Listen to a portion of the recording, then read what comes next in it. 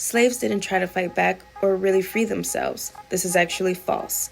There is a thing called slave revolts, and from the 17th century to the 19th century, there are documented over 250 revolts or attempted revolts by groups of slaves, and that's only the ones that are documented. They was not playing with them. They was definitely trying to get away and doing everything they could with no weapons and no resources. They were still not playing with them. Back in the day, white people were wearing wooden teeth. Have you guys ever heard that in your history class, that they used to wear wooden teeth, right? Remember hearing about George Washington, the president of the United States, wearing wooden teeth? Well, in actuality, they were wearing the teeth of their slaves. I know, it is so heartbreaking and pretty disgusting. Imagine getting your teeth ripped out so that somebody else can get their veneers done. And I highly doubt that they gave them any type of morphine for the pain. Rosa Parks wouldn't get her... yikes. That's actually kind of false. It was actually a woman named Claudette Cloven who refused to give her seat up on the bus. And somebody saw or heard about this, and they were inspired to use it as a movement. But they knew that Rosa Parks was a more influential person during the civil rights time. So they restaged the setting, and that's how it became known as Rosa Parks refusing to give up her seat on the bus. Slaves were free and life was good. That's actually false.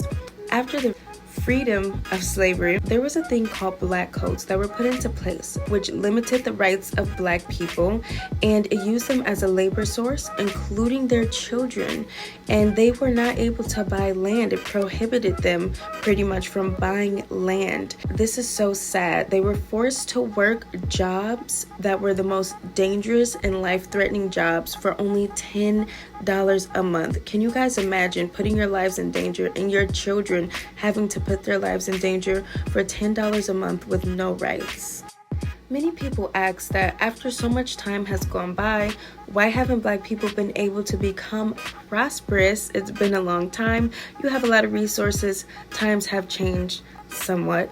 And my answer to that is there were several black prosperous communities after slavery, even before the civil rights movement, which is very incredible considering that they had absolutely nothing to begin with, and they were prohibited from buying land. They were pretty much stopped at every turn, but they were still able to become prosperous.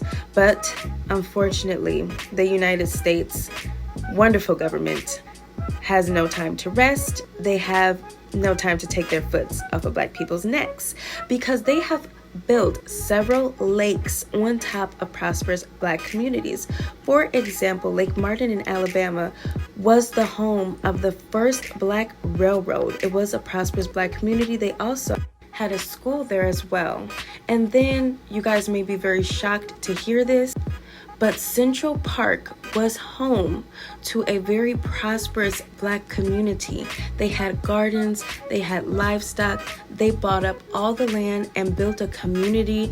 I heard that it was known as the Black Wall Street, but they decided they wanted to build a park there instead. So yes, every time you go to Central Park, you can think of the fact that they tore down a black prosperous community to put up a park. So the next time you ask yourself or anybody else, well, what's going on? Why haven't the black people had a chance to become prosperous? Look at the lakes and the parks that you go to and see that they were once prosperous black communities.